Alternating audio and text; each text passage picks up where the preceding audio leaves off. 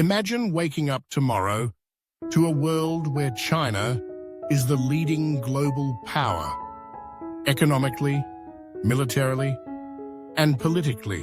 What would that world look like? Would it be more stable, or would it be a world on edge? As China continues its meteoric rise, this question isn't just speculation, it's something the world is grappling with right now. Over the past 4 decades, China has transformed from a largely agrarian society into the world's second-largest economy. Its influence stretches across continents through infrastructure projects in Africa, trade dominance in Asia, and strategic investments in Europe and Latin America. But with power comes scrutiny. Many are now asking, is China's rise a threat to the existing world order, or is it simply a challenge that the global community must adapt to? To answer this, we first need to understand what the world order actually is.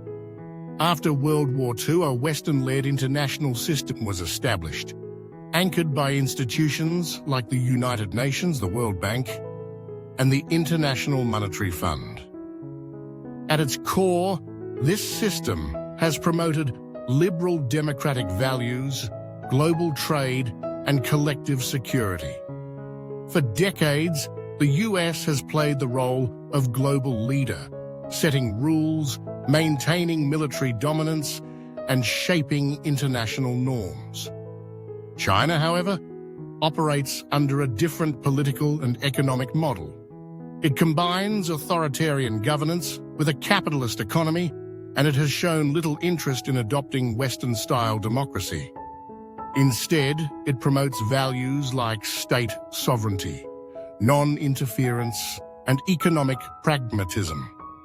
This has led some to argue that China's rise represents not just an economic shift, but a fundamental challenge to the ideological and institutional foundation of the current world order. Let's take a closer look at how this plays out. In the South China Sea, China has built artificial islands and asserted expansive territorial claims, disregarding international rulings. In global trade, it has been accused of using unfair practices, such as intellectual property theft and state subsidies. And through initiatives like the Belt and Road, China is creating new networks of economic and political influence that operate parallel to Western institutions. Yet, it's not all about confrontation. China has also contributed positively to global development, lifting hundreds of millions out of poverty, investing in green energy, and participating in peacekeeping missions. For many developing countries, China offers an alternative development model that doesn't come with Western conditions attached. This is appealing, and in some cases, empowering. So is China a threat, or just a challenge? The truth may lie somewhere in between. China's rise certainly puts pressure on the current system. It forces established powers to reconsider their roles, adjust their strategies, and redefine partnerships. But a rising China doesn't automatically mean global instability. The outcome depends on how China uses its power and how the world responds to it.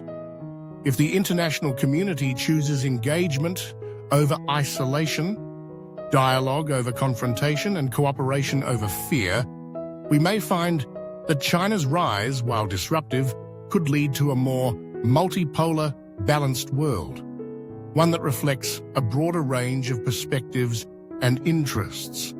But if mistrust dominates, if rivalry becomes the norm, then we risk a fragmented world, divided into competing spheres of influence, a new kind of Cold War. So what kind of world do we want to live in? That's a question we all have a stake in answering.